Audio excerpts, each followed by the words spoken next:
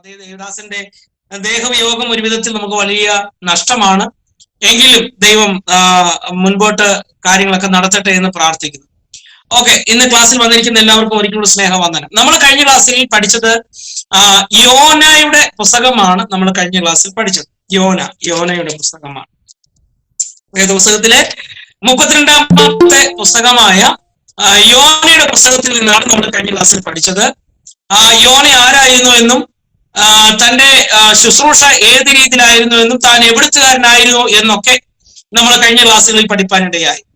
താൻ എന്തുകൊണ്ടാണ് നിനവേക്ക് പോകാൻ മടിച്ചതെന്നൊക്കെ നമ്മൾ മനസ്സിലാക്കുവാനിടയായി. കഴിഞ്ഞ ക്ലാസ്സിൽ അതൊക്കെ നമ്മൾ പഠിച്ചതാണ്. അതിന്റെ വിഷയവിഭജനം വരെയാണ് നമ്മൾ പറഞ്ഞു വെച്ചത്. വിഷയവിഭജനം വരെയാണ്. എന്തായിരുന്നു യോനയുടെ പേരിന്റെ അർത്ഥം? പ്രാവ് എന്നായിരുന്നു യോന എന്ന പേരിന്റെ അർത്ഥം. അദ്ദേഹത്തിന്റെ പിതാവായിരിക്കുന്ന അമിതായിയുടെ പേരെന്തായിരുന്നു? അമിതായിയുടെ പേരിനെ കുറിച്ച് പറഞ്ഞെനിക്ക് വിശ്വസ്തൻ എന്നാണ് അർത്ഥം പറഞ്ഞത്. വിശ്വസ്തൻ എന്നാണ് നമ്മൾ അർത്ഥം പറഞ്ഞത്. ഇങ്ങനെ അനുഗ്രഹീതമായ ഒരു പുസ്തകമാണ് നമ്മൾ യോനയുടെ പുസ്തകത്തിൽ നിന്ന് കഴിഞ്ഞ ക്ലാസ്സിൽ പഠിപ്പാനിടയായി തീർന്നത്. വലിയ പ്രവചനങ്ങളൊന്നും ഇതിനകത്ത് കാണുന്നില്ലെങ്കിലും ദൈവനാമത്തിന്, ദൈവപ്രവൃത്തിക്ക് അതിർവരമ്പുകളില്ല. അല്ലെങ്കിൽ ദൈവത്തിന് മനസ്സലിവ് തോന്നേണ്ടവരോട് മനസ്സലിവ് തോന്നും. അതിന് നിറമോ പൊക്കമോ കുലമോ ജാതിയോ വർണ്ണമോ വർഗമോ ഒന്നും ബാധകമല്ല. ദൈവത്തിന് മനസ്സലിവ് തോന്നണം എന്നുള്ളവരോട് അവന് മനസ്സലിവ് തോന്നും എന്ന് പഠിപ്പിക്കുന്ന ഒരു പുസ്തകം കൂടിയാണ് യോനയുടെ പുസ്തകം. 1-ാം അധ്യായത്തിൽ നമുക്ക് കാണാൻ കഴിയുന്നത് യോനയ്ക്കുണ്ടാകുന്ന ഒന്നാമത്തെ നിയോഗമാണ്. യോനയ്ക്കുണ്ടാകുന്ന ഒന്നാം നിയോഗം എന്തായിരുന്നു? യോനയ്ക്കുണ്ടായ ഒന്നാം നിയോഗം, നീ ചെന്ന് നിനവയ്ക്കെതിരെ പ്രസംഗിക്കണം. ഇതായിരുന്നു യോനയ്ക്ക് ലഭിച്ച ഒന്നാമത്തെ നിയോഗം. നമുക്കൊക്കെ നിയോഗങ്ങൾ വലിയ ആഗ്രഹമുള്ളവരാ അല്ലേ? നിയോഗം. പത്രോസ് ഒരിക്കൽ പ്രാർത്ഥിച്ചുകൊണ്ടിരിക്കുമ്പോൾ, വെൺമാടത്തിൽ പ്രാർത്ഥിച്ചുകൊണ്ടിരിക്കുമ്പോൾ മക്കദോനിയയിലേക്ക് ഒരു നിയോഗം ലഭിച്ചു. നമ്മളെല്ലാം പ്രാർത്ഥിക്കുന്ന പ്രാർത്ഥനയാണ്, ദൈവമേ നിന്റെ നിയോഗം എനിക്ക് നൽകി തരണം. എന്നെ കുറിച്ചുള്ള നിന്റെ നിയോഗം എന്താണ്, അല്ലെങ്കിൽ ഞാൻ എവിടേക്ക് പോകണം എന്നുള്ളത്, എന്നെ കുറിച്ചുള്ള നിന്റെ നിയോഗം എന്താണ്, ഞാൻ എവിടേക്ക് പോകണം എന്നുള്ളത് നമ്മൾ ദൈവസേന പലപ്പോഴും പ്രാർത്ഥിക്കാറുണ്ട്. ഇവിടെ യോനയ്ക്ക് ഒന്നാമതൊരു നിയോഗം കിട്ടി. എവിടേക്ക് പോകാനാണ്? നീ എഴുന്നേറ്റ് നിനവയ്ക്കെതിരെ ചെന്ന് പ്രസംഗിക്കണം. നിനവയ്ക്കെതിരെ പ്രസംഗിക്കണം. നിനവെ പട്ടണത്തിന്റെ പ്രത്യേകത എന്താണ്? നമ്മൾ പറഞ്ഞു, സകലവിധ മ്ലേച്ഛതകളും ഒപ്പം തന്നെ യഹൂദന്മാരാൽ ഏറ്റവും വെറുക്കപ്പെട്ടവരും വിശേഷാൽ യെരുശലേമിന് വളരെ ശത്രുതയുള്ള ഒരു പട്ടണമായിരുന്നു നിനവ എന്ന പട്ടണം. നമ്മൾ കഴിഞ്ഞ ക്ലാസ്സിൽ ഇതൊക്കെ പഠിച്ചതാണ്. ഇസ്രായേലിന് വിശേഷാൽ യെരുശലേമിന് വളരെ എതിർപ്പുണ്ടാകുന്ന, ശത്രുത ഉണ്ടാകുന്ന, സമയം കിട്ടുമ്പോഴൊക്കെ ദ്രോഹിക്കുന്ന, അതിരുകൾ ആക്രമിക്കുന്ന, അതിൽ കടന്ന് കയറി വന്ന മൃഗങ്ങളെയൊക്കെ, ആടുമാടുകളെയൊക്കെ പിടിച്ചോണ്ട് പോകുന്ന, നിരന്തരം തലവേദന ഉണ്ടാക്കുന്ന ഒരു രാജ്യക്കാരായിരുന്നു ഈ നിനവെ നിവാസികൾ. യഹൂദനായിരിക്കുന്ന ഒരു വ്യക്തിക്ക് ഒരിക്കലും ജാതികൾ രക്ഷപ്പെടുന്നതിനോട് താല്പര്യമില്ല. അങ്ങനെ ഇരിക്കുമ്പോഴാണ് ദൈവം പറഞ്ഞ്, നീ എഴുന്നേറ്റ് എവിടെ ചെല്ലണം? നിനവയിലേക്ക് ചെന്ന് അവരോട് പ്രസംഗിക്കണം.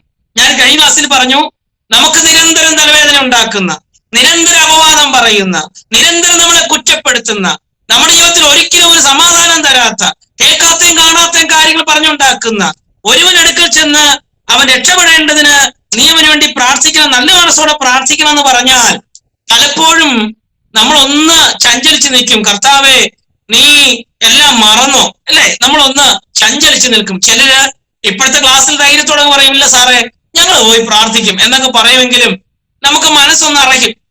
ഇവിടെ ജാതികൾ രക്ഷപ്പെടാതിരിക്കേണ്ടതിന്, അല്ലെങ്കിൽ ജാതികൾ നിറഞ്ഞു പാർക്കുന്ന, വിഗ്രഹാരാധികൾ തിങ്ങിപ്പാർക്കുന്ന നിരവധി നിവാസികൾ രക്ഷപ്പെടരുത് എന്നൊരു ചിന്ത യോനയുടെ മനസ്സിൽ, യഹൂദനായിരിക്കുന്ന യോനയുടെ മനസ്സിലുണ്ട്.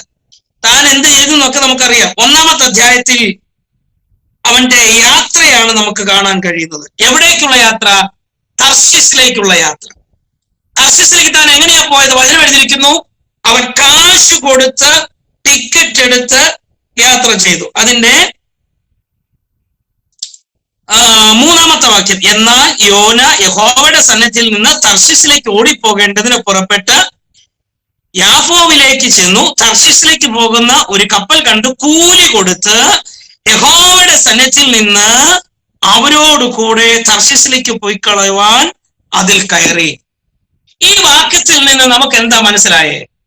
ദൈവത്തിന്റെ സന്നിധിയിൽ നിന്ന് ആർക്കും എവിടെയും രക്ഷപ്പെടാൻ കഴിയുകയില്ല. അതുകൊണ്ടാണ് വചനം പഠിക്കുന്നത്, ഞാൻ സമുദ്രത്തിന്റെ അറ്റത്ത് നിന്ന് പാർത്താലും അവിടെ നിന്റെ കൈ എന്റെ കൂടെ ഉണ്ട്. ഞാൻ ഭൂമിയുടെ അറ്റത്ത് പോയി പാർത്താലും അതോ ഭാഗങ്ങളിൽ പോയാലും അവിടെ ഒന്നും നിനക്കൊന്നും മറവല്ല. അപ്പോ ഇന്നത്തെ ക്ലാസ്സിൽ ഇരിക്കുമ്പോൾ നാം ഒരു കാര്യം മനസ്സിലാക്കണം. ദൈവിക നിയോഗത്തിൽ നിന്ന്, ദൈവിക വാക്തത്വത്തിൽ നിന്ന് ആർക്കും അന്യപ്പെട്ടു പോകാൻ കഴിയത്തില്ല. ദൈവം യോനയ്ക്കൊരു കൽപ്പന കൊടുത്തു. ആ യോന ചാടിപ്പോകാൻ നോക്കിയിട്ട് എന്താ സംഭവിച്ചതൊക്കെ നല്ലോണം അറിയാം. ഇവിടെ വചനം എഴുതിയ വാക്ക് നിങ്ങൾ പ്രത്യേകം ശ്രദ്ധിച്ചോ. യഹോവയുടെ സന്നിധിയിൽ നിന്ന് തർശീസിലേക്ക് ഓടിപ്പോകുന്ന അവസ്ഥ നമുക്ക് നല്ലവണ്ണം അറിയാം. രൂത്തിന്റെ പുസ്തകം പഠിക്കുമ്പോൾ അല്ലെ, ബേത്ലഹേമിൽ ഒരു ക്ഷാമം ഉണ്ടായപ്പോൾ അവരെവിടേക്ക് പോയി? മോവാബ്യ പട്ടണത്തിലേക്ക് ഇറങ്ങിപ്പോയി. എന്താ ന്യായപ്രമാണം അവർക്ക് കൊടുത്തിട്ടുള്ളത്? നിങ്ങൾക്ക് ക്ഷാമം ഉണ്ടാകുമ്പോൾ, നിങ്ങൾക്ക് ബുദ്ധിമുട്ടുണ്ടാകുമ്പോൾ, നിങ്ങളുടെ ദേശത്ത് മഹാമാരി ഉണ്ടാകുമ്പോൾ നിങ്ങൾ എവിടേക്ക് ഇറങ്ങിപ്പോകരുത്? മിസ്രൈമിലേക്കും ഈ ജാതികളുടെ അടുക്കലേക്ക് നിങ്ങൾ എന്ത് ചെയ്യരുത്? ഇറങ്ങിപ്പോകരുത് എന്നുള്ള കൽപ്പന ഇരിക്കെ അവരെന്ത് ചെയ്തെന്ന് എഴുതിയിരിക്കുന്നത്? അവരപ്പത്തിന് വീട്ടിൽ നിന്ന് മോവാബിലേക്ക് യാത്രയായി. ഞാൻ ചോദിക്കട്ടെ, ഒരു വശത്ത് നന്മ നമുക്ക് പറയാനുണ്ടെങ്കിൽ തന്നെയും നഷ്ടങ്ങളുടെ പരമ്പരയല്ലേ പിന്നീട് അവിടെ ഉണ്ടായത്? ലോത്തിനെ നോക്കിക്ക്. ദൈവസന്നിധിയിൽ നിന്ന് അബ്രഹാമിന്റെ അടുക്കൽ നിന്ന് അവൻ കൂടാരം നീക്കി അടിച്ച് അവൻ സോദോം എന്ന പട്ടണത്തിലേക്ക് പോയി. ലോത്ത് പോയി. എന്താ സംഭവിച്ചത്? അപ്പൊ ഇന്ന് ക്ലാസ്സിൽ പങ്കെടുക്കുമ്പോൾ നാം ഒരു കാര്യം മനസ്സിലാക്കണം. ദൈവസന്നിധിയിൽ നിന്ന് ആർക്കും ഒഴിവായിരിക്കാൻ കഴിയത്തില്ല. എവിടെ പോയാലും നമ്മെ കാണുന്ന, നമ്മളെ കരുതുന്ന, നമ്മളെ സൂക്ഷിക്കുന്ന, നമ്മളെ വാച്ച് ചെയ്യുന്ന ഒരു കണ്ണ് സ്വർഗത്തിലുള്ളത് ഓർത്ത് ഞാൻ ദൈവത്തിന് സ്തോത്രം ചെയ്യുക. അതിൽ നിന്ന് ഒരു ദൂത് പറയാം. മിനിസ്ട്രിയിലായിരുന്നാലും നിങ്ങളുടെ ശുശ്രൂഷയിൽ എവിടെയായിരുന്നാലും നിങ്ങളെ കാണുന്ന ഒരു കണ്ണ് നമുക്ക് മുകളിലുള്ളതിനായി ഞാൻ ദൈവത്തിന് സ്തോത്രം ചെയ്യുക. യാക്കോബ് ഓടിപ്പോയില്ലേ? യാക്കോബ് വീട്ടിൽ നിന്ന് ഓടിപ്പോകുമ്പോൾ, ദൈവസന്നിധിയിൽ നിന്നും അല്ല ഓടിപ്പോകുന്നേ, അവൻ ഓടിപ്പോകുമ്പോൾ അവനൊരു നിർജ്ജന പ്രദേശത്തെത്തി. അവിടെ സൂര്യൻ അസ്തമിച്ചുകൊണ്ട് താൻ അവിടെ നിർജ്ജന പ്രദേശത്ത് കിടന്ന് ഉറങ്ങിയെന്ന വചനം എടുത്തിരിക്കുന്നു. ഒരു കല്ലെടുത്ത് തലയണയായിട്ട് വെച്ച് അവൻ കിടന്നുറങ്ങി. അവൻ ഉറക്കത്തിൽ കണ്ട ദർശനം എന്തായിരുന്നു? സ്വർഗത്തോളം എത്തുന്നൊരു ഗോവേണി. അതിൽ ദൈവത്തിന്മാർ കയറുകയും ഇറങ്ങുകയും ചെയ്യുന്നു. മറുനിലയ്ക്ക് ദൈവം അവനോട് സംസാരിക്കും. ഞാൻ നിന്റെ പിതാവായിരിക്കുന്ന അബ്രഹാമിന്റെ ദൈവമായി, ഇസഹാക്കിന്റെ ദൈവമായി യഹോവയാകുന്നു. ഞാൻ നീ പോകുന്നിടത്ത് നിന്നോട് കൂടെ ഇരിക്കാമെന്ന് പറഞ്ഞ് അപ്പന്റെ കണ്ണവന്റെ മേളിലില്ല, അമ്മയുടെ കണ്ണവന്റെ മേളിലില്ല, സഹോദരങ്ങളുടെ കണ്ണവന്റെ മേളിലില്ല. പക്ഷേ ആ നിർജ്ജന പ്രദേശത്തും അവനെ കാണുന്ന ഒരു കണ്ണ് മുകളിൽ ഉണ്ടായിരുന്നു എങ്കിൽ ഈ വ്യാഴാഴ്ച നമ്മൾ ധൈര്യത്തോടെ ആമേൻ പറയണം. ഞാൻ എന്റെ ജീവിതത്തിലെ ഏത് മേഖലയിലായിരുന്നാലും, ഒരു മനുഷ്യൻ എന്നെ സഹായിക്കാൻ കഴിയാതെ ഞാൻ ഒറ്റപ്പെട്ടിരുന്നാലും, എന്നെ കാണുന്ന, എന്നെ കരുതുന്ന ഒരു സ്വർഗം മുകളിലുണ്ട്. പ്രിയ സാറിനറിയാം, ഈ ദിവസങ്ങളിൽ ആ ദൈവത്തിന്റെ കരുതലൊക്കെ ഞങ്ങൾ അനുഭവിച്ചറിഞ്ഞവരാണ്. ഇവിടെ യോന ദൈവസന്നിധിയിൽ നിന്ന് കാശ് കൊടുത്ത് ഓടിപ്പോവുക. ഇടയ്ക്കിന് ഞാൻ ഒരു കാര്യം പറയാം. സുവിശേഷ വേലയ്ക്ക് വേണ്ടി ദൈവം ഒരുവനെ കണ്ടിട്ടുണ്ടെങ്കിൽ അവൻ എവിടെ ചാടിപ്പോയാലും തമ്പുരാൻ പിടിച്ച് അവിടെ കൊണ്ടുവരും. ചിലരൊക്കെ ദൂത് പറയുമ്പോ എനിക്ക് ഈ പണിക്ക് പറ്റില്ലെന്ന് പറഞ്ഞ ഒറ്റ മുങ്ങുന്നവരെ കണ്ടിട്ടുണ്ട് അല്ലേ? വെറുതെയാ. 1 മാസമോ 2 മാസമോ 3 മാസമോ മുങ്ങി നടക്കാം. 4ാമത്തെ മാസം നമ്മൾ ഇരിക്കുന്ന ചർച്ചിൽ തിരിഞ്ഞു നോക്കിക്കോ, പുറകിലത്തെ പായ അവനും കാണും. കാരണം ദൈവം ഒരുവനെ കണ്ടിട്ടുണ്ടെങ്കിൽ, ദൈവം ഒരു ശുശ്രൂഷ ഒരുത്തിന് ഏൽപ്പിക്കാമെന്ന് പറഞ്ഞിട്ടുണ്ടെങ്കിൽ അവൻ അതിൽ നിന്ന് ഒഴിവായിരിക്കാൻ കഴിയത്തില്ല.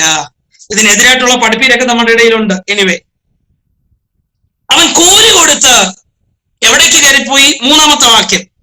കൂലി കൊടുത്ത് എവിടേക്ക് കയറിപ്പോയി? തർശീസിലേക്ക് കയറിപ്പോയി. യഹൂദന്മാർ തിങ്ങിപ്പാർക്കുന്ന, അല്ലെങ്കിൽ യഹൂദന്മാർ തിങ്ങിപ്പാർക്കുന്ന നല്ല ആത്മീയ അന്തരീക്ഷമുള്ള, ചെമ്പ് കുഴിച്ചെടുത്ത് അത് വിൽപ്പന നടത്തി പണമുണ്ടാക്കുന്ന ഒരു വ്യാപാര നഗരമായിരുന്നു തർശീസ് എന്നാണ് വേദപഠിതാക്കൾ പറയുന്നത്.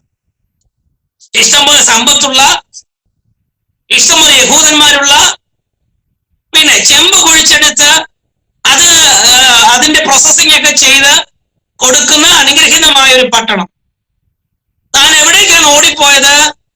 ദൈവിക വാക്തത്വത്തിൽ നിന്ന് കണ്ണിന് ഇമ്പമായതിലേക്ക്, ചെവിക്ക് ഇമ്പമായതിലേക്ക്, തന്റെ ശരീരത്തിൽ ഇമ്പമായതിലേക്ക് താൻ ഓടിപ്പോകാൻ നോക്കുന്ന വഴിയിൽ എന്താണ് സംഭവിച്ചെന്ന് നമുക്ക് നല്ലോണം അറിയാം.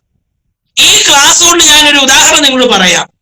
വാക്തത്വം ലഭിച്ച് മുങ്ങി നടക്കുന്നവരെ കുറിച്ച് കരയുന്നവരുണ്ടെങ്കിൽ ഇന്ന് ആ കരച്ചിൽ നിർത്തിക്കോ. ദൈവം അവരെ കൊണ്ടുവരാൻ സമയമായി. ഇവിടെ അവൻ കൂലി കൊടുത്ത് കയറി. അടുത്ത വാക്ക് നമ്മൾ ഇങ്ങനെയാണ് കഴിക്കുന്നത്: യഹോവ സമുദ്രത്തിൽ ഒരു കൊടുങ്കാറ്റടിപ്പിച്ചു. ഓരോ വാക്യങ്ങളും പ്രധാനപ്പെട്ടതാ കേട്ടോ. രണ്ടാമത്തെ വാക്യത്തിൽ നീ പുറപ്പെട്ട് ചെന്ന് നിനവയ്ക്കെതിരെ പ്രസംഗിക്കണമെന്നൊരു നിയോഗം. മൂന്നാമത്തെ വാക്യത്തിൽ ആ നിയോഗത്തിൽ നിന്ന് തന്റെ ബുദ്ധിക്കനുസരിച്ച് ചിന്തിച്ചു മാറിപ്പോകുന്ന യോന. നാലാമത്തെ വാക്യത്തിലേക്ക് വരുമ്പോൾ ഇവനെ കറക്റ്റ് ട്രാക്കിൽ കൊണ്ടുവരേണ്ടതിന് ഒരു കൊടുങ്കാറ്റ് ദൈവം കൽപ്പിച്ചയക്കുന്നു. എല്ലാ കാറ്റും ദോഷമെന്ന് വിചാരിക്കരുത്. നമ്മുടെ കൂടാരങ്ങളിലേക്ക് കാടപ്പക്ഷി കൊണ്ടുവരുന്ന കാറ്റുകളുണ്ട്, മഴ കൊണ്ടുവരുന്ന കാറ്റുകളുണ്ട്. ഈ സ്കൂളൊക്കെ തുറക്കാൻ പോകുക, മാതാപിതാക്കൾ എന്നെ ശ്രദ്ധിക്കുന്നുണ്ട്. നിങ്ങൾക്ക് വേണ്ടുന്ന നന്മ എത്തിച്ചു തരുന്ന കാറ്റുകളുണ്ട്, ഉറവകൾ തുറക്കുന്ന കാറ്റുകളുണ്ട്, വൻമഴ കൊണ്ടുവരുന്ന കാറ്റുകളുണ്ട്. നഷ്ടം വരുത്തുന്ന കാറ്റുകൾ മാത്രമായിരിക്കാം കഴിഞ്ഞ നാളിൽ നമ്മൾ കണ്ടിട്ടുള്ളത്. പക്ഷെ ഇന്നത്തെ ക്ലാസ്സിൽ ഞാൻ പറയാം, ചില നന്മയുടെ കാറ്റുകൾ നമുക്ക് വേണ്ടി വീശട്ടെ.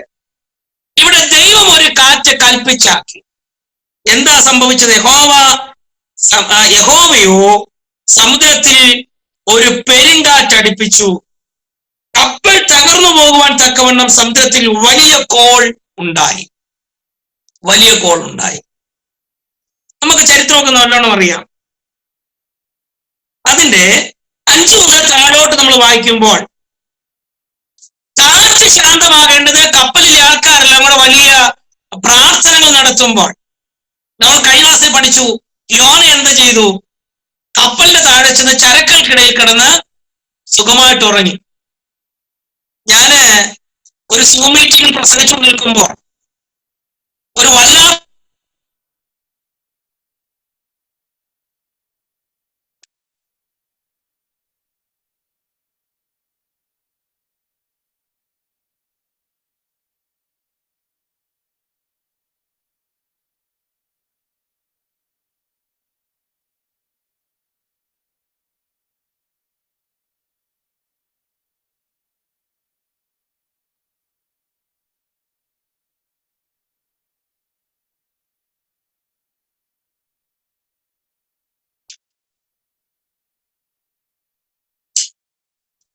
ദിവസത്തിന്റെ ശബ്ദമാണെന്ന് ഞാൻ തെറ്റിദ്ധരിച്ചു.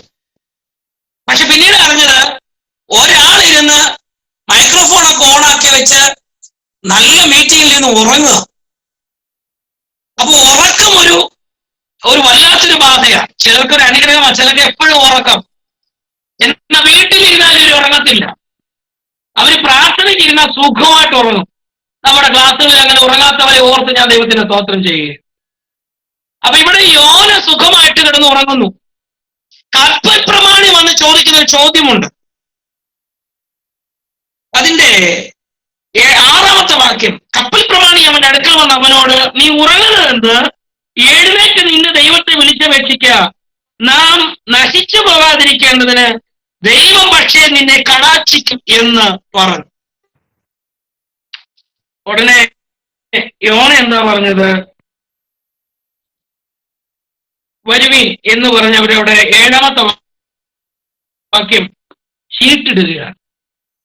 ഈ യഹൂദന്മാരുടെ വിശ്വാസം അനുസരിച്ച് അവർക്കൊരു കാര്യം തിരഞ്ഞെടുക്കണമെങ്കിൽ, പ്രധാനപ്പെട്ട ഒരു കാര്യം തിരഞ്ഞെടുക്കണമെങ്കിൽ അവര് പ്രധാനമായി ഉപയോഗിക്കുന്ന ചീട്ടിടുക എന്നുള്ളതാണ്. നമ്മൾ അവസാനത്തെ ചീട്ടിൽ എഴുതി കാണുന്നത് അപ്പോസ്തല പ്രവൃത്തിയിലാണ്. ഇസ്കോരിയത്ത് യൂദയ്ക്ക് പകരം മത്യാസിനെ തിരഞ്ഞെടുക്കാൻ വേണ്ടി ചീട്ടിടുന്ന ഭാഗം നമുക്കറിയാം. ഇന്നത് വോട്ടിലേക്ക് മാറി, രാഷ്ട്രീയത്തിലേക്ക് മാറി. നമ്മുടെ വിഷയം അതല്ലല്ലോ. ഇവിടെ ചീട്ട് ആർക്ക് വീണു എന്നാ വചനം എഴുതിയിരിക്കുന്നത്? ചീട്ട് യോനയ്ക്ക് വീണു. അവനോട് ചോദിക്കുന്നുണ്ട്, 7-ാമത്തെ വാക്യം, ചീട്ട് യോനയ്ക്ക് വീണു. അവർ അവനോട്, ആരുടെ നിമിത്തം ഈ അനർത്ഥം നമ്മുടെ മേൽ വന്നു എന്ന് നീ പറഞ്ഞു തരണം. നിന്റെ തൊഴിലെന്ത്? നീ എവിടെ നിന്ന് വരുന്നു? നിന്റെ നാടേത്? നീ ഏത് ജാതിക്കാരൻ എന്ന് ചോദിച്ചു. അവൻ പറഞ്ഞ വാക്ക് ശ്രദ്ധേയമാണ്. 9-ാമത്തെ വാക്യം, 1-ാം അധ്യായം 9-ാമത്തെ വാക്യം. അത് അവൻ, ഞാനൊരു എബ്രായൻ, കടലും കരയും ഉണ്ടാക്കിയ സ്വർഗീയ ദൈവമായ യഹോവയെ ഭജിച്ചു വരുന്നു എന്ന് പറഞ്ഞു. അതെങ്കിലും അവൻ സത്യം പറഞ്ഞല്ലോ. അവനവിടെ എക്സ്ക്യൂസ് ഒന്നും പറഞ്ഞില്ല. അവൻ പറഞ്ഞു, കരയും കടലും ഉണ്ടാക്കിയ ദൈവത്തെ ഭജിച്ചു വരുന്ന ഒരു എബ്രായനാണ് ഞാൻ. അപ്പൊ അവന് മനസ്സിലായി, ഈ കാറ്റും തിരമാലകളൊക്കെ ഉണ്ടായതിന് പിന്നിൽ എന്താണ് കാരണമെന്ന് യോനയ്ക്ക് മനസ്സിലായി. ഒരു യോന മുഖാന്തരം ഒരു കപ്പല് മുഴുവൻ വല്ലാത്ത അവസ്ഥയിലേക്ക് മാറി. അതുകൊണ്ട് അവന് വേണ്ടി ഒറ്റ ഈച്ച മതി, ചത്ത ഈച്ച തൈലക്കാരന്റെ തൈലം മുഴുവൻ നശിപ്പിക്കും. ഇവിടെ ഒരുവൻ മുഖാന്തരം ഒരു കപ്പല് മുഴുവൻ ഒരു വല്ലാത്ത പ്രതിസന്ധിയിലേക്ക് എത്തിയിരിക്കുകയാണ്. അപ്പോ ദൈവത്തിന് കൽപ്പന പ്രമാണിച്ചില്ല എങ്കിൽ നാം മുഖാന്തരം എന്തെല്ലാം ബുദ്ധിമുട്ടുണ്ടാകുമെന്ന് ഇന്ന് തിരിച്ചറിഞ്ഞ് ദൈവിക നിയോഗത്തിലേക്ക് നമ്മൾ മടങ്ങി വരണം. ചരിത്രമൊക്കെ നമുക്ക് നല്ലവണ്ണം അറിയാം. അവനെ എടുത്ത് കടലിൽ കളയുന്നു. നമ്മൾ കഴിഞ്ഞ ക്ലാസ്സിൽ ചിന്തിച്ചു പോലെ ഒരു മഹാമത്സ്യം, ഞാൻ പറഞ്ഞ നോട്ട്സുകളൊക്കെ, ഒരു മഹാമത്സ്യം അവനെ വിഴുങ്ങി കഴിഞ്ഞിട്ടുള്ള അവന്റെ പ്രാർത്ഥനയാണ് 2-ാമത്തെ അധ്യായം. അവന്റെ പ്രാർത്ഥനയാണ്. യോന മത്സ്യത്തിന് വയറ്റിൽ വെച്ച് തന്നെ ദൈവമായ യഹോവയോട് പ്രാർത്ഥിച്ച് പറഞ്ഞത് എന്തെന്നാൽ, ഞാൻ എന്റെ കഷ്ടനിമിത്തം യഹോവയോട് നിലവിളിച്ചു, അവൻ എനിക്ക് ഉത്തരമല്ല. ഞാൻ പാതാളത്തിന് വയറ്റിൽ നിന്ന് അയ്യം വിളിച്ചു, നീ എന്റെ വിളി കേട്ടു എന്ന് പറഞ്ഞ് യോനയുടെ നിലവിളിയാണ് 2-ാമത്തെ അധ്യായം. എന്റെ പൊന്നു യോനെ, ഇതിന്റെ വല്ല കാര്യമുണ്ടായിരുന്നു? നിനക്ക് സുഖമായി കപ്പൽ യാത്ര ചെയ്ത് നിനവയിൽ ചെന്ന് കർത്താവിന്റെ വചനം പ്രസംഗിച്ചാൽ പോരായിരുന്നു? അവൻ അവിടുന്ന് വഴിമാറി പോയത് കൊണ്ടല്ലേ ഇന്ന് കടൽപ്പുള്ളി നിനക്ക് തലപ്പാവായിരിക്കേണ്ടി വന്നത്? വല്ലാത്ത ചൂടിൽ നിനക്ക് കിടക്കേണ്ടി വന്നത്? ഭൂമിയുടെ അധോഭാഗത്തേക്ക് നിനക്ക് ഇറങ്ങിപ്പോകേണ്ടി വന്നത്? അപ്പൊ ഇന്ന് പകലിൽ എവിടെങ്കിലും മേഖലകളിൽ നമ്മൾ വല്ലാതെ വട്ടം കറങ്ങുന്നെങ്കിൽ ഒരു കാര്യം മനസ്സിലാക്കൂ, അത് ദൈവത്തിന് നമ്മളെ മടക്കി കൊണ്ടുവരുവാനുള്ള ഒരു വഴിയാണെന്ന് തിരിച്ചറിഞ്ഞ് ദൈവിക മാറ്റത്തിലേക്കും ശുശ്രൂഷയിലേക്കും മടങ്ങി വരുന്നു എങ്കിൽ തീർച്ചയായിട്ടും നമുക്ക് നന്മ വായ്പാനിടയായി. അവിടെ 2-ാമത്തെ അധ്യായം യോനയുടെ പ്രാർത്ഥനയാണ്. 6-ാമത്തെ വാക്യം എഴുതിയിരിക്കുന്നത് കണ്ടോ? ഞാൻ പർവ്വതങ്ങൾ അടിവാരങ്ങളോളം എത്തി, ഭൂമി തന്റെ ഓടാമ്പലുകളാൽ എന്നെ സദാകാലത്തേക്ക് അടച്ചിരിക്കുന്നു. നീയോ എന്റെ ദൈവമായ യഹോവേ, എന്റെ പ്രാണനെ കുഴിയിൽ നിന്ന് കയറ്റിയിരിക്കുന്നു. എന്റെ പ്രാണനുള്ളിൽ ക്ഷീണിച്ചു പോയപ്പോൾ ഞാൻ യഹോവയെ ഓർത്ത് എന്റെ പ്രാർത്ഥന നിന്റെ വിശുദ്ധ മന്ദിരത്തിൽ നിന്റെ അടുക്കിലെത്തി. നോക്കൂ, ഇവിടെ മത്സ്യത്തിന്റെ വയറ്റിൽ കിടന്നുകൊണ്ടുള്ള യോനയുടെ പ്രാർത്ഥന. അതിനുശേഷം 2-ാം അധ്യായത്തിന്റെ 10-ാമത്തെ വാക്യം നമ്മൾ വായിക്കുന്നത്, എന്നാൽ യഹോവ മത്സ്യത്തോട് കൽപ്പിച്ചിട്ട് അത് അവനെ കരയ്ക്ക് ഛർദ്ദിച്ചു കളഞ്ഞു. ഏത് കരയിലാ ഛർദ്ദിച്ചത്? ദൈവത്തിന് വാഗ്ദത്തം എവിടെയായിരുന്നു, എവിടെ ചെല്ലണമെന്നായിരുന്നു ദൈവത്തിന്റെ വാഗ്ദത്തം അവനോട് ഉണ്ടായിരുന്നത്, അതേ തീരത്ത് അവൻ ചെന്നിറങ്ങി. ഒരിക്കലും ഒരാൾ പ്രസംഗിച്ചപ്പോൾ പറഞ്ഞത് ഇങ്ങനെ, നല്ല വസ്ത്രത്തിൽ ചെന്നിറങ്ങേണ്ടതിന് പകരം ഇപ്പോൾ ഇവന്റെ രൂപം ഒന്ന് നോക്കിക്കേ. നമ്മൾ കഴിഞ്ഞ ക്ലാസ്സിൽ പഠിച്ചതാണ്, ഈ മത്സ്യത്തിന്റെ വയറ്റിൽ ഒരു കൊഴുപ്പിനകത്ത് ഇവൻ കിടക്കുന്നത്. ആ അവസ്ഥ നിങ്ങൾ ഓർത്ത് നോക്കിക്കേ. വല്ലാത്ത അവസ്ഥയിൽ അല്ലേ? ഒരു ഛർദിലിനകത്ത് നിന്ന് ഇറങ്ങി കടപ്പുറത്ത് നിൽക്കേണ്ട ഗതികേട് വന്നിരിക്കുകയല്ലേ? മര്യാദയ്ക്ക് പറഞ്ഞതല്ലേ, നീ പോയി നിനവെ പോയി പ്രസംഗിക്ക്. അങ്ങനെ ഇച്ചിരി പെർഫ്യൂമൊക്കെ അടിച്ച് കപ്പലിലൊരു VIP പോലെ ചെന്ന് ഇറങ്ങി അവിടെ നിന്ന് അവന് പ്രസംഗിക്കാമായിരുന്നു. പക്ഷേ അവൻ ദൈവിക ആലോചനയെ തിരസ്കരിച്ചതിനാൽ, അവന്റെ ബുദ്ധി കൊണ്ട് ആ ദൂതിനെ തള്ളിക്കളഞ്ഞതിനാൽ എന്താ സംഭവിച്ചത്? ഒരു വല്ലാത്ത അവസ്ഥയിൽ കടൽക്കരയിൽ നിന്ന് പ്രസംഗിക്കേണ്ട അവസ്ഥ വന്നു. ഒരിക്കലും ദൈവം നമുക്ക് തരുന്ന വാഗ്ദത്തങ്ങളെ നാം അവിശ്വസിക്കരുത്. എന്നെ അത്ഭുതപ്പെടുത്തിയ ഒരു സംഭവം ഞാൻ പറയാം. ലൂക്കോസിന്റെ സുവിശേഷം 1-ാം അധ്യായത്തിൽ സെഖര്യാ പുരോഹിതനുണ്ട്. അവൻ ആലയത്തിൽ ധൂപം കാട്ടിക്കൊണ്ടിരിക്കുമ്പോൾ, ഞാൻ ഒരിക്കൽ നമ്മുടെ മീറ്റിംഗിൽ പ്രസംഗിച്ചതാണ്, യഹോവയുടെ ദൂതൻ യാഗപീഠത്തിന്റെ വശത്ത് നിന്നുകൊണ്ട് അവനോട് പറയുകയാണ്, സെഖര്യാവെ ഭയപ്പെടണ്ട, നിന്റെ പ്രാർത്ഥനയ്ക്ക് ഉത്തരമായി നിന്റെ ഭാര്യ എലിസബത്ത് നിനക്കൊരു മകനെ പ്രസവിക്കുമെന്ന് പറയുമ്പോൾ ആമേൻ പറയേണ്ടതിന് പകരം, അല്ലെങ്കിൽ എനിക്ക് നന്മ കിട്ടാൻ പോകുന്നത് സന്തോഷിച്ച് സ്തോത്രം പറയേണ്ടതിന് പകരം, അവൻ ദൂതനോട് കയറി തർക്കിച്ച് ചോദിക്കുന്ന ചോദ്യം, ഇത് ഞാൻ എന്തോന്നിനാൽ അറിയും? എന്റെ ഭാര്യ വളരെ ക്ഷീണിതയാണ്, അവൾ വളരെ വയസ്സ് ചെന്നവളാണ്, ഞാനും വയസ്സ് ചെന്നവനാണ്, എന്തോന്നിനാൽ അറിയും? ആ ദൂതനെ അവൻ വല്ലാത്ത രീതിയിൽ സംസാരിക്കുമ്പോൾ യഹോവയുടെ ദൂതൻ പറയുന്ന വാക്ക് നമുക്ക് നല്ലവണ്ണം അറിയാം. ഞാൻ നിന്റെ സന്നിധിയിൽ ദൂതറിയിക്കാൻ വേണ്ടി വന്ന ഗബ്രിയേൽ ദൂതനാണ്. ഇനി ഈ നന്മ നിന്റെ കയ്യിൽ കിട്ടുന്ന നാൾ വരെ നീ മൗനമായിരിക്കും. ആലയത്തിൽ ശുശ്രൂഷിച്ചുകൊണ്ടിരുന്നവൻ, അകത്തേക്ക് സ്തോത്രം പറഞ്ഞ് കയറിപ്പോയവൻ തിരികെ ഇറങ്ങി വരുന്നത് ഊമനായിട്ടാണ്. ആ നന്മ അവന്റെ കയ്യിൽ കിട്ടുന്ന നിമിഷം വരെ അവൻ ഊമയായിരുന്നു. അപ്പൊ ചെറിയ ചിന്തിക്ക് മിണ്ടാതെ ഇരുന്നാ പറയാ സാറേ സുഖമല്ലേന്ന്. ഒന്നുമല്ല, ഒന്ന് മിണ്ടാതിരുന്ന് നോക്കണം. പ്രത്യേകിച്ച് വൈഫ് പ്രഗ്നന്റ് ആയിരിക്കുന്ന സമയം അല്ലേ? അത്രയും പറഞ്ഞ് വിടുക. മിണ്ടാൻ പറ്റുന്നില്ല. എന്തുകൊണ്ടാണ്? ദൈവം കൊടുത്ത ദൂതിനെ, ദൈവം കൊടുത്ത ആലോചനയെ അവൻ ബുദ്ധി കൊണ്ട് അളന്നു. ഇന്ന് ക്ലാസ്സിലിരിക്കുന്ന, എന്നെ കേട്ടുകൊണ്ടിരിക്കുന്ന അഭിഷക്തരോട്, എന്റെ പ്രിയ സഹോദരങ്ങളോട് ഞാൻ പറയാം, നിങ്ങളുടെ വീടിന്റെ വലിപ്പമോ, നിങ്ങളുടെ നിറമോ, നിങ്ങളുടെ കുലമോ, നിങ്ങളുടെ വിദ്യാഭ്യാസ യോഗ്യതയോ ഒന്നുമല്ല ദൈവം നോക്കുന്നത്. ദൈവം ഇന്നലകളിൽ നിങ്ങളോടൊരു ദൂത് തന്നിട്ടുണ്ടെങ്കിൽ, ശുശ്രൂഷിക്കുമെന്നോ മാനിക്കുമെന്നോ ദൈവം നിങ്ങൾക്ക് ദൂത് തന്നിട്ടുണ്ടെങ്കിൽ, നിങ്ങൾ അതിന് ഇന്ന് രാത്രി തന്നെ കൈ ഉയർത്തി ആമേൻ പറഞ്ഞത് ഏറ്റെടുക്കണം. സ്തോത്രം. ദൈവത്തിന് പ്രവർത്തിപ്പാൻ അബ്രഹാമിന്റെ ഓർമ്മയ്ക്ക് ഇസഹാക്കിനെ കിട്ടിയത് അവന്റെ ശരീരത്തിന്റെ ബലം കൊണ്ടാണോ? അല്ല. സാറയുടെ ഓർമ്മയ്ക്ക് 9 മാസം ആ അവളുടെ വയറ്റിൽ കിടന്നത് അവൾക്ക് ഗർഭപാത്രത്തിന് ഉറപ്പ് കൊണ്ടാണോ? അല്ല. ദൈവം കൊടുത്ത വാഗ്ദത്തം അത്രയ്ക്ക് വലുതായിരുന്നു. പ്രിയമുള്ളവരെ, നിങ്ങൾ അനുഭവിക്കുന്ന സാഹചര്യങ്ങൾ ചിലപ്പോൾ വളരെ ഞെരുക്കമുള്ളതായിരിക്കാം. രണ്ടറ്റ കൂട്ടിമുട്ടിക്കാൻ നിങ്ങൾ വളരെ ഭാരത്തോടെ ഓടുന്നവരായിരിക്കാം. പക്ഷെ ഇന്ന് ക്ലാസ്സിൽ ഒരു ദൂത് ഞാൻ നിങ്ങളോട് പറയാം. വാക്ക് പറഞ്ഞ ദൈവം വാക്ക് മാറാത്തവനാ. അവൻ നമുക്ക് വേണ്ടി അത്ഭുതങ്ങളെ പ്രവർത്തിക്കുന്നവനാ. അവൻ തന്ന ദൂതിന്, അവൻ തരുന്ന ആലോചനകൾക്ക് നമ്മൾ ആമേൻ പറയാൻ തയ്യാറാകണം. എന്താണ് ആമേൻ എന്റെ വാക്കിനർത്ഥം? അങ്ങനെ തന്നെ.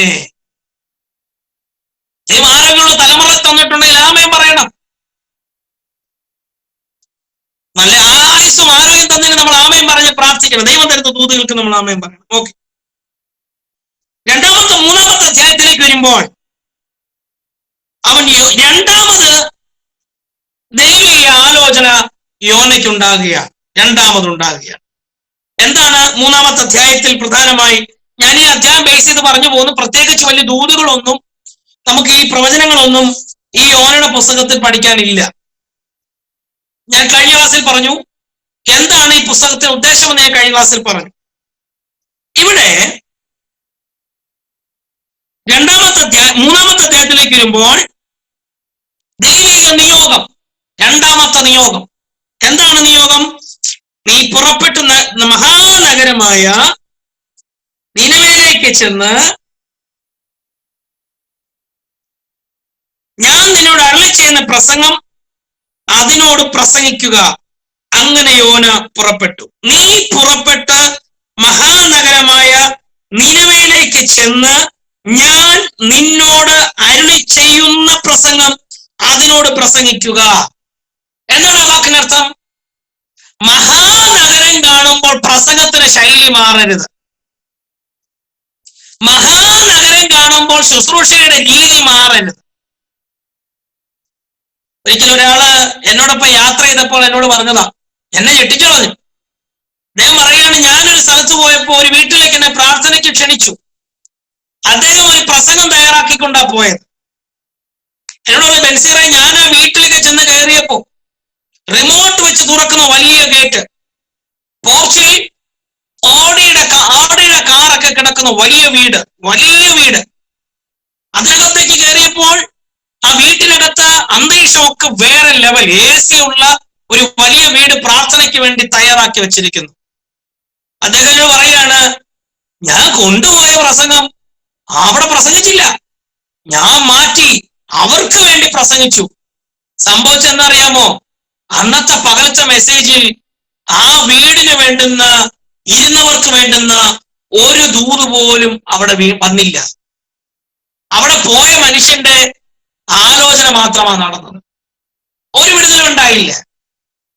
അപ്പൊ നമ്മളൊരു സ്ഥലത്തേക്ക് ദൈവം അയക്കുമ്പോൾ, നമ്മളൊരു വീട്ടിലേക്ക് അയക്കുമ്പോൾ, നമ്മളൊരു സമൂഹത്തിലേക്ക് അയക്കുമ്പോൾ, ഒരു സഭയിലേക്ക് അയക്കുമ്പോൾ, നമ്മളൊരു മേഖലയിലേക്ക് സുവിശേഷ വേലയ്ക്ക് വേണ്ടി ദൈവം ഒരു ആലോചന നയിക്കുമ്പോൾ, ആ വീടിന്റെ വലിപ്പമോ സാഹചര്യങ്ങളോ പട്ടണത്തിന് വലിപ്പമോ ഒന്നും കണ്ട് എന്തോ മാറ്റരുത്, പ്രസംഗവും ദൂതും മാറ്റരുത്.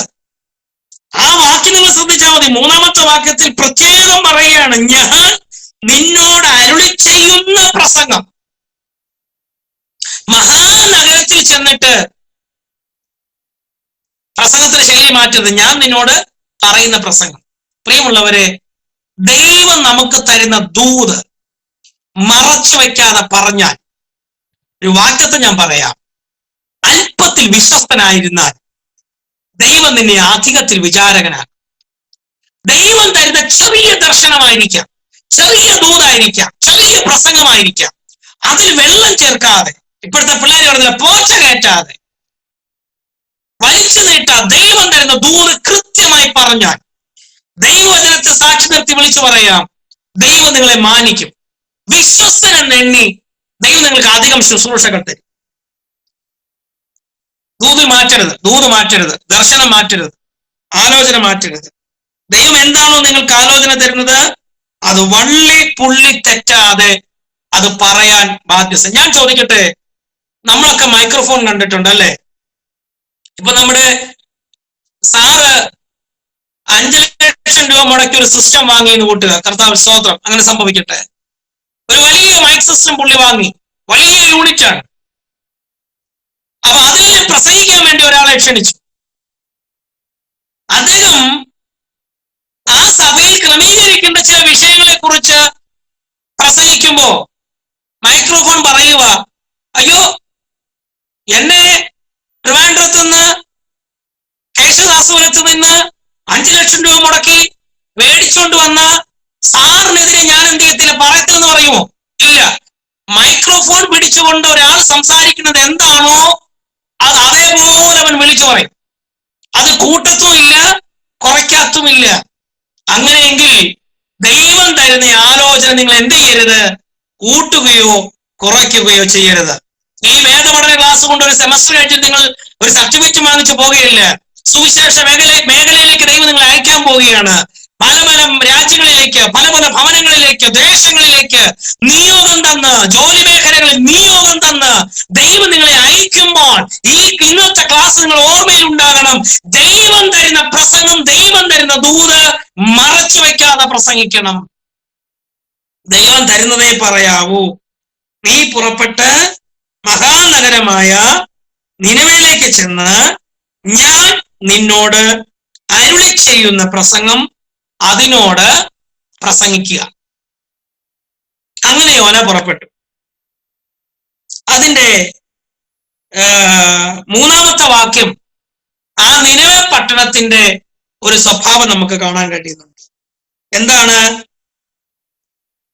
എന്നാൽ നിനവെ 3 ദിവസത്തെ വഴിയുള്ള അതിമഹത്തായൊരു നഗരമായിരുന്നു. യോന നഗരത്തിൽ കടന്ന് ആദ്യം 1 ദിവസത്തെ വഴി ചെന്ന് ഇനി 40 ദിവസം കഴിഞ്ഞാൽ നിനവെ ഉന്മൂലമാകും എന്ന് ഘോഷിച്ചു പറഞ്ഞു. പട്ടണത്തിൽ ചെന്ന് അനുകൂലമായിട്ടുള്ള ദൂതല്ല പറയുന്നത്. 40 ദിവസം കഴിഞ്ഞാൽ ഈ പട്ടണം ഉന്മൂലമാകാൻ പോകുന്നു എന്ന് ഒരു ദിവസത്തെ വഴിദൂരം ചെന്ന് അവൻ പ്രസംഗിക്കുക. അടുത്ത വാക്ക് നിങ്ങൾ ഞാൻ ഈ ഭാഗം വായിച്ചപ്പോൾ ഞെട്ടിച്ചോളൂ. ആരുടെ മുമ്പിൽ മുട്ടുകുത്താത്ത നിനവേക്കാർ, പ്രത്യേകിച്ച് യഹൂദരുടെ മുമ്പിൽ മുട്ടുകുത്താത്ത ഈ ജാതിയായിരിക്കുന്ന നിനവേക്കാർ, അവര് പറയുന്നതാണ് ശരിയെന്ന് പറഞ്ഞുകൊണ്ട് നടക്കുന്ന ഈ നിനവേക്കാർ, എവിടെ നിന്നോ വന്ന ഒരുവൻ പട്ടണത്തിന്റെ നടുവിലേക്ക് കയറി നിന്ന്, ഒരല്പം ഉയർന്ന സ്ഥലത്തേക്ക് കയറി നിന്ന് കൈ ഉയർത്തി അവനെ കൊണ്ട് പറ്റുന്ന ശബ്ദത്തിൽ ഉറക്കെ വിളിച്ചു പറഞ്ഞു, ഇനി 40 ദിവസം കഴിഞ്ഞാൽ ഈ പട്ടണം ഉന്മൂലമാകാൻ പോകുന്നു. ഇത്ര പ്രസംഗിച്ചുള്ളൂ. അടുത്ത വാക്ക് നിങ്ങൾ ശ്രദ്ധിച്ചോ. എന്നാൽ നിനവേക്കാർ ദൈവത്തിൽ വിശ്വസിച്ച് ഒരു ഉപവാസം പരസ്യം ചെയ്ത് വലിയവരും ചെറിയവരും ഒരുപോലെ രട്ടുടുത്തു. ദൈവം തരുന്ന ദൂത് കൃത്യമായി പറഞ്ഞാൽ നിൽക്കുന്ന പട്ടണ നിവാസികൾക്ക് മാനസാന്തരം ഉണ്ടാകും. ചിലർ പ്രസംഗിച്ചിട്ട് ഒരു മാറ്റം ഉണ്ടാകാത്തതിന്റെ ലക്ഷണം ഇപ്പൊ മനസ്സിലായോ? എന്തുകൊണ്ടാണ് ഈ മാനസാന്തരം ചിലർക്ക് ഉണ്ടാകാത്തതെന്ന്? ദൈവം തരുന്ന ദൂതല്ലാതെ കയ്യിൽ നിന്നിട്ട് പറഞ്ഞാൽ ഒരു മാറ്റം ഉണ്ടാകത്തില്ല. അവിടെ കുറെ ചാടാം, കുറച്ച് അഭ്യാസം കാണിക്കാം എന്നുള്ളതല്ലാതെ ഒന്നും നടക്കുകയില്ല. പക്ഷെ ഇന്നത്തെ ക്ലാസ്സിൽ എന്നെ കണ്ടുകൊണ്ടിരിക്കുന്ന അഭിഷക്തന്മാരോടും അഭിഷക്തന്മാരോടും പറയാം, പ്രാർത്ഥനാ മുറിയിൽ ദൈവം നൽകി തരുന്ന ദൂതുമായി, ദൈവം നിങ്ങൾക്ക് നൽകി തരുന്ന ആലോചനമായി എഴുന്നേറ്റ് നിൽക്കുന്നുവെങ്കിൽ ഏത് മഹത്തരമായ പട്ടണ നിവാസികളും നിങ്ങളുടെ വാക്കിന് മുൻപിൽ വിറയ്ക്കാൻ തുടങ്ങും. കാരണം നിങ്ങളുടെ നാവിൽ ദൈവം തരുന്നൊരു അധികാരമുണ്ട്. സ്തോത്രം. തിരിച്ചറിഞ്ഞിട്ടുണ്ടോ? രക്ഷിക്കപ്പെട്ട് ദൈവത്തിന്റെ നാവിൽ എന്തോ ഉണ്ട്? അധികാരമുണ്ട്. അവൻ എന്തു പറയുന്നു അത് നടക്കും.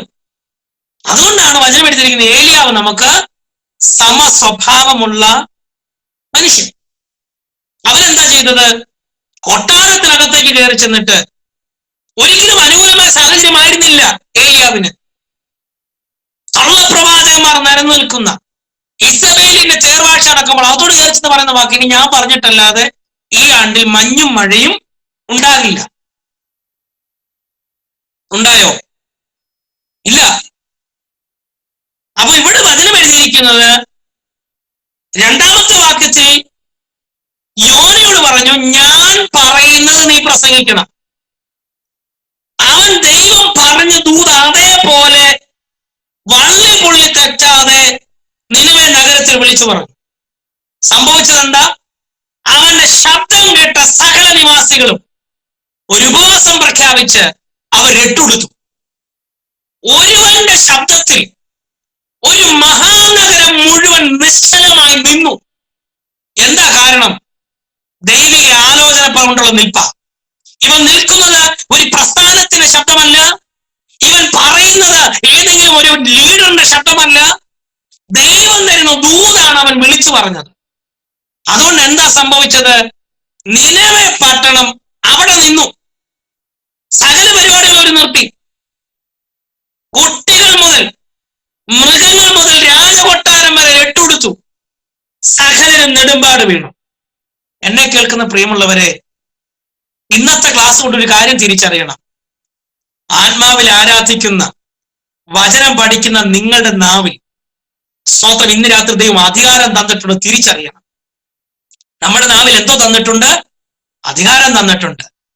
ദിക്കുകളെ നോക്കി സംസാരിക്കാൻ, വെള്ളം തരാത്ത പാറയെ നോക്കി സംസാരിക്കാൻ, വഴി തുറക്കാത്ത ചെങ്കടലെ നോക്കി സംസാരിക്കാൻ. സ്തോത്രം ഇന്ന് രാത്രി അധികാരമുള്ള ഒരു കൂട്ടരാണ് എന്നെ കണ്ടുകൊണ്ടിരിക്കുന്നത്. സംസാരിക്കണം, ആത്മാവിൽ പ്രാർത്ഥിക്കണം, ആത്മാവിൽ പ്രാർത്ഥിക്കണം. അതിന്റെ 6ാമത്തെ വാക്യം, വർത്തമാനം നിനവേ രാജാവിന്റെ അടുക്കിലെത്തിയപ്പോൾ അവൻ സിംഹാസനത്തിൽ നിന്ന് എഴുന്നേറ്റ് രാജവസ്ത്രം നീക്കി വെച്ച് രട്ടുപുതച്ച് വെണ്ണീറിലിരുന്നു. പ്രിയമുള്ളവരെ, ഒരു സാധാരണക്കാരനായിരിക്കുന്ന മനുഷ്യൻ, കഷണ്ടിയുള്ള, വലിയ ഗ്ലാമറൊന്നും ഇല്ലാത്ത, വലിയ പൊക്കമൊന്നുമില്ലാത്ത, എവിടെ നിന്നോ വന്ന, ഒരു വലിയ അഡ്രസ് ഒന്നുമില്ലാത്ത, മീനിന്റെ വയറ്റിൽ നിന്ന് വന്ന വയോവിധേനയും പട്ടണത്തിലേക്ക് എത്തിയ ഒരുവൻ അവൻ ആത്മനിയോഗത്തോടെ ദൈവത്തിന് ദൂത് പ്രാപിച്ച് എഴുന്നേറ്റ് നിന്ന് നിനവെ പട്ടണത്തിനോട് വിളിച്ചു പറയുന്ന വാക്ക്, ഇനി 40 ദിവസം കഴിയുമ്പോൾ ഈ പട്ടണം ഉന്മൂലമാകും. ശബ്ദം കേട്ടവർ മാനസാന്തരപ്പെടാൻ തുടങ്ങി. കണ്ടു മനസ്സിലായോ? അവന്റെ ശബ്ദം കേട്ടവർ മാത്രമല്ല, അവൻ പ്രസംഗിച്ച വാർത്ത അറിഞ്ഞവരും മാനസാന്തരപ്പെട്ടു. ദൈവത്തിന്റെ പ്രവർത്തിക്ക് ഞാൻ സ്തോത്രം ചെയ്യുക. നമ്മൾ പ്രസംഗിച്ച ശബ്ദം കേട്ട് മാത്രമല്ല, ഇങ്ങനെ ഒരു വിഷയത്തെ കുറിച്ച് പ്രസംഗിച്ചു എന്ന് കേട്ടാൽ പോലും വിടുതൽ വ്യാപരിക്കുന്നു. കേൾക്കുമ്പോൾ എത്ര പേർക്ക് ആമേൻ പറയാൻ കഴിയും? ഇതിനകത്ത് തങ്കമേണ്ടി ഇരിപ്പുണ്ട്, പ്രൊഫസർ ഇരിപ്പുണ്ട്, ജിജോപാസ് ഇരിപ്പുണ്ട്, എനിക്കറിയാവുന്ന കുറച്ചു പേര് ഇരിപ്പുണ്ട്. നിങ്ങൾക്ക് ഇതിനകത്ത് ലൈവിൽ പ്രസംഗിക്കുന്നവരാണ്, ചാപ്പലുകളിൽ പ്രസംഗിക്കുന്നവരാണ്. നിസാരമല്ല കേട്ടോ. എന്ന് പ്രസംഗിച്ചതുപോലെ ശക്തമായി പ്രസംഗിക്കുക. ആ ശബ്ദം കേൾക്കുന്നവർ മാത്രമല്ല, ഇങ്ങനെ ഒരാള് ഇത്രാം തീയതി പ്രസംഗിച്ചു, ഇന്ന വിഷയത്തെ പറ്റി പ്രസംഗിച്ചു എന്ന് ആ വിഷയം കേൾക്കുന്നവർക്കും മാനസാന്തരം ഉണ്ടാകും. അതിന് തെളിവാണ് യോനയുടെ പുസ്തകം. ഉദാഹരണത്തിന്, തിരുവനന്തപുരം ടൗണിൽ നിന്നുകൊണ്ട് മെഡിക്കൽ കോളേജിന്റെ മുൻപിലുള്ള സിഗ്നലിൽ നിന്നുകൊണ്ട് യോന പ്രസംഗിക്കുന്നു, ഇനി 40 ദിവസം കഴിയുമ്പോൾ ദൈവം ഈ ദേശത്തെ നശിപ്പിക്കാൻ പോകുന്നു എന്ന് പ്രസംഗിക്കുന്നു. നമ്മൾ ഹോസ്പിറ്റലിനകത്തുനിന്ന് വെളിയിലേക്ക് ഇറങ്ങി വന്ന് അവിടെ നിൽക്കുകയാണ്. നമ്മളത് കേട്ടു. ആ ഹോസ്പിറ്റലിന് മുമ്പിലുള്ളവർ, ട്രിവാൻഡ്രം സിറ്റിയിലുള്ളവർ പെട്ടെന്ന് അവർ യാത്രകൾ നിർത്തി മുട്ടുകുത്തി കരഞ്ഞ് പ്രാർത്ഥിക്കുന്നു. ഇനി ഈ സംഭവം ഇനി ഇപ്പുറത്ത് കേശവദാസപുരത്ത് നിന്നോ വാമനപുരത്ത് നിന്നോ ആറ്റിങ്ങിൽ നിന്നുകൊണ്ട് ഒരാൾ പറയുകയാണ്, ട്രിവാൻഡ്രത്ത് ഇത്രാം തീയതി ഇത്ര മണിക്ക് മെഡിക്കൽ കോളേജിന് മുമ്പിൽ നിന്നുകൊണ്ട് ഒരാൾ ഇങ്ങനെ പ്രസംഗിച്ചു. ഈ വാർത്ത കേൾക്കുന്നവർ എന്ത് ചെയ്യാൻ തുടങ്ങി? മാനസാന്തരപ്പെടുന്ന അവസ്ഥ. ആമേൻ പറയാൻ പറ്റുമോ? ഈ ഒരു ശുശ്രൂഷയ്ക്ക് ദൈവം നമ്മളെ വിളിച്ച്. നിങ്ങളുടെ ശബ്ദം കേൾക്കുന്നവർ മാത്രമല്ല, നിങ്ങൾ പ്രസംഗിച്ച വിഷയത്തെ കുറിച്ച് കേൾക്കുമ്പോഴും ജനം മാനസാന്തരപ്പെടട്ടെ. ഇവിടെ വായിക്കുന്ന എന്താണ്? വർത്തമാനം നിനവെ രാജാവിന് അടുക്കലെത്തി. അതിന്റെ 6-ാമത്തെ വാക്യം. അതിന്റെ 7-ാമത്തെ വാക്യം നോക്കിക്കേ, 3:7. അവർ നിനവയിലെങ്ങും ഘോഷിച്ച് പരസ്യമാക്കിയതും എന്തെന്നാൽ, രാജാവിന്റെയും അവന്റെ മഹത്തുക്കളുടെയും ആജ്ഞയാണിത്, മനുഷ്യനോ മൃഗമോ കന്നുകാലികളോ ആടോ ഒന്നും ഒരു വസ്തുവും ആസ്വദിക്കരുത്, മേയുകയും വെള്ളം കുടിക്കുകയും അരുത്. മനുഷ്യനും മൃഗവും രട്ടുകുറച്ച് ഉച്ചത്തിൽ ദൈവത്തോട് വിളിച്ചപേക്ഷിക്കണം. ഓരോരുത്തരും താന്താന്റെ ദുർമാർഗവും താന്താന്റെ കൈക്കുള്ള സാഹസവും ഇട്ട് മനം തിരികെയും വേണം. ദൈവം വീണ്ടും അനുദപിച്ച് നശിച്ചു പോകാതിരിക്കേണ്ടതിന് തന്റെ ഉഗ്രകോപം വിട്ടുമാറുമായിരിക്കും ആർക്കറിയാം. കണ്ടോ? ഒരുവൻ നിന്ന് വിളിച്ചു പറഞ്ഞ ഒറ്റ ദൂതിൽ ഒരു രാജ്യം മുഴുവൻ ഉപവാസം പ്രഖ്യാപിച്ചു. ദൈവകൃപയുണ്ടെങ്കിൽ, ദൈവകൃപയുണ്ടെങ്കിൽ, നമ്മുടെ നാവിൽ അഭിഷേകമുണ്ടെങ്കിൽ ഫ്ലെക്സ് അടിച്ച് അറിയിക്കേണ്ട, മിറക്കിൾ നടക്കുന്നു അനൗൺസ്മെന്റ് നടക്കണ്ട, ദൈവപ്രവൃത്തി ദേശത്ത് വെളിപ്പെടും. അവരെന്താ ചെയ്തത്? അവരാടുമാടുകളും സകലരും മാനസാന്തരപ്പെട്ടു.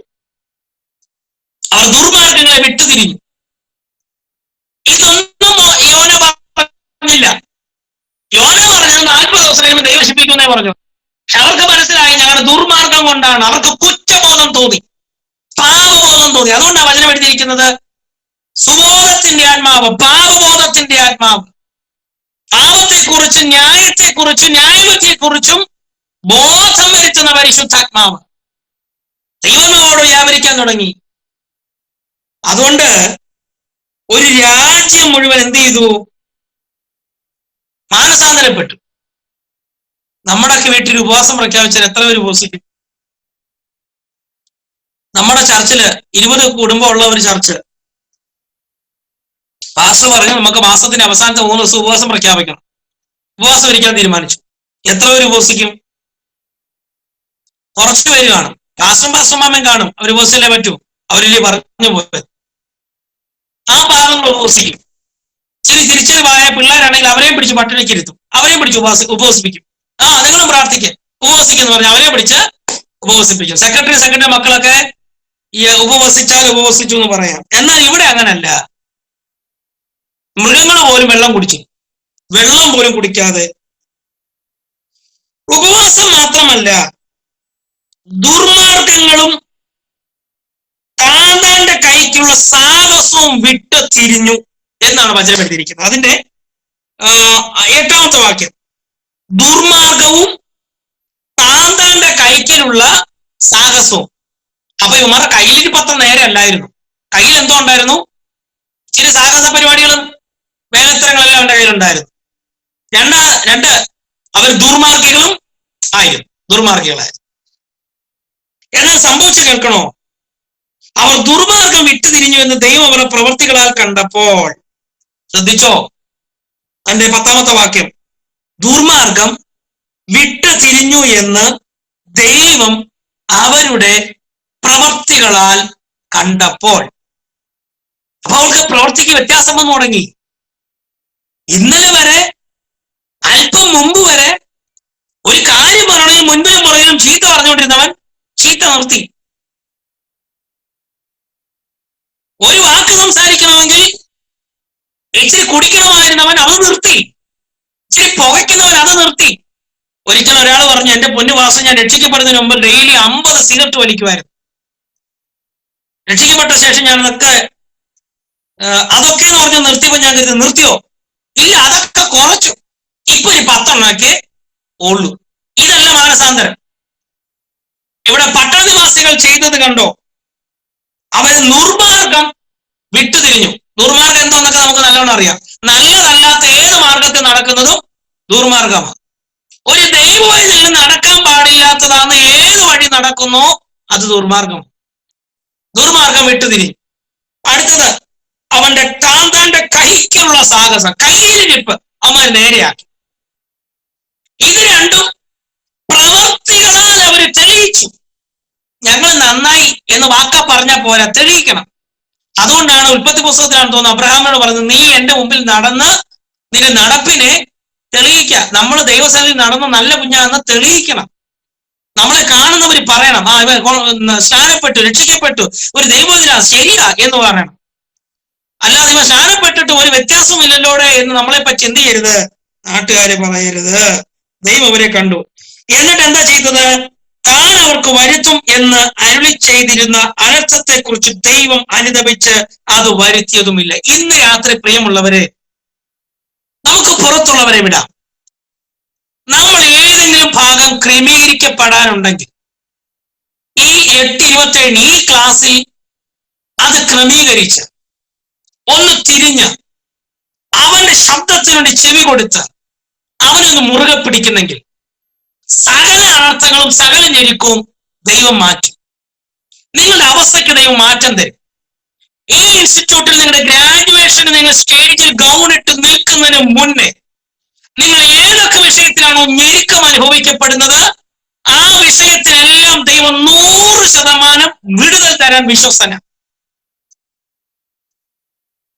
ഉറപ്പു പറയാം. ആ തമ്പുരാനെ ഒന്ന് മുറുകെ പിടിക്കാം. ഇവിടെ പട്ടണ നിവാസികളെല്ലാം കൂടെ മാനസാന്തരപ്പെട്ടു. അവര് ദുർമാർഗങ്ങളൊക്കെ കളഞ്ഞു, കയ്യിലിരിപ്പ് കളഞ്ഞു, സാഹസം കളഞ്ഞു. അത് പ്രവർത്തിയാൽ ദൈവത്തിന് മുമ്പ് തെളിയിച്ചു. അടുത്ത വാക്ക്, ദൈവം അവർക്ക് വരുത്താമെന്ന് പറഞ്ഞിരുന്ന അനർത്ഥത്തെ കുറിച്ച് ദൈവം അനുതപിച്ചു. ആ ന്യായവിധിയെ ദൈവം ക്യാൻസൽ ചെയ്തു കളഞ്ഞു. കണ്ടോ? അപ്പോ ഇന്നലകളിൽ അനുഭവിക്കുന്ന ഏതെങ്കിലും പ്രതികൂലങ്ങൾ ദൈവം ക്യാൻസൽ ചെയ്യണമെങ്കിൽ എന്ത് ചെയ്യണം?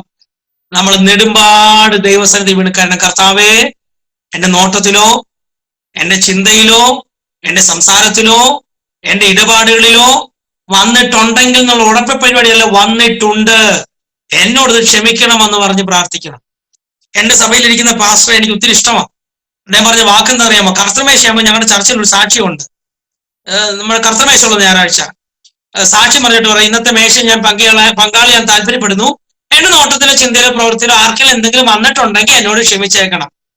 പാസ്റ്റർ പറഞ്ഞു, വന്നിട്ടുണ്ടെങ്കിൽ നല്ല, വന്നിട്ടുണ്ട്, അത് എന്നോട് ക്ഷമിക്കണം എന്ന് പറഞ്ഞ് പ്രാർത്ഥിക്കാൻ പറഞ്ഞു. പ്രിയമുള്ളവരെ, നമുക്കൊന്ന് ദൈവസന്നിധിയിലേക്ക് അടുത്ത് വരാം. യോന ഈ ദൂതും പറഞ്ഞിട്ടേ സ്വർഗത്തിൽ നിന്ന് തീ ഇറങ്ങി കത്തുന്നത് കാണാൻ വേണ്ടി പുള്ളി കാത്തിരിക്കുക. കേട്ടോണേ. പക്ഷേ രാജ്യം മുഴുവൻ അനുഭവിക്കുന്ന കണ്ടിട്ട് ദൈവം ആ പദ്ധതി ക്യാൻസൽ ചെയ്തു. ഇത് ആരറിഞ്ഞിട്ടില്ല? യോന അറിഞ്ഞില്ല. യോന തീ ഇറങ്ങി കത്തുന്ന കാണാൻ വേണ്ടി എന്തെന്ന് എഴുതിയിരിക്കുന്നത്, അവൻ ഇച്ചിരി ദൂരത്ത് ചെന്ന് ഇങ്ങനെ ഇരിക്കുക. അതിന്റെ അനന്തരം യോന 4-ാം അധ്യായത്തിന് 5-ാമത്തെ അനന്തരം യോന നഗരം വിട്ടിരുന്നു നഗരത്തിന്റെ കിഴക്കുവശത്തിരുന്നു. അവിടെ ഒരു കുടിലുണ്ടാക്കി നഗരത്തിന് എന്ത് ഭവിക്കുമെന്ന് കാണുവോളം അതിന് കീഴിൽ കണലിൽ പാർത്തു. ഒരു കുടിലൊക്കെ കെട്ടി ഇച്ചിരി ദൂരെ, പട്ടണം മുഴുവൻ കാണത്തക്ക രീതിയിൽ ഇച്ചിരി ഉയരത്തിൽ ഒരു കുടിലൊക്കെ കെട്ടി പ്രവാചകനെ ഇരിക്കുക, തീ ഇറങ്ങി കത്തുന്ന കാണാൻ, നശിക്കുന്ന കാണാൻ. പക്ഷെ സംഭവിച്ചത് എന്താണ്? ഒരു പട്ടണം മുഴുവൻ മാനസാന്തരപ്പെടുക. ദൈവ സാന്നിധ്യം അവരുടെ നടുവിലേക്ക് ഇറങ്ങുകയാണ്. യോനയുടെ മുൻവിധി നമുക്കിവിടെ കാണാൻ കഴിയുന്നുണ്ട്. നശിപ്പിക്കുമെന്ന് പറഞ്ഞിട്ട് അത് നശിക്കുന്നത് കാണാൻ വേണ്ടി യഹൂദനായിരിക്കുന്ന യോന കൊതിച്ചുകൊണ്ടിരിക്കുമ്പോൾ അതിന്റെ 4-ാം അധ്യായത്തിന് 1-ാമത്തെ വാക്യം, യോനയ്ക്ക് ഇത് അത്യന്തം അനിഷ്ടമായി, അവന് കോപം വന്നു. സംഭവമൊക്കെ നമുക്ക് നല്ലോണം അറിയാം. യോന പറയുകയാണ്, ഇതുകൊണ്ടാ ഞാൻ ഇങ്ങോട്ട് വരാഞ്ഞത്.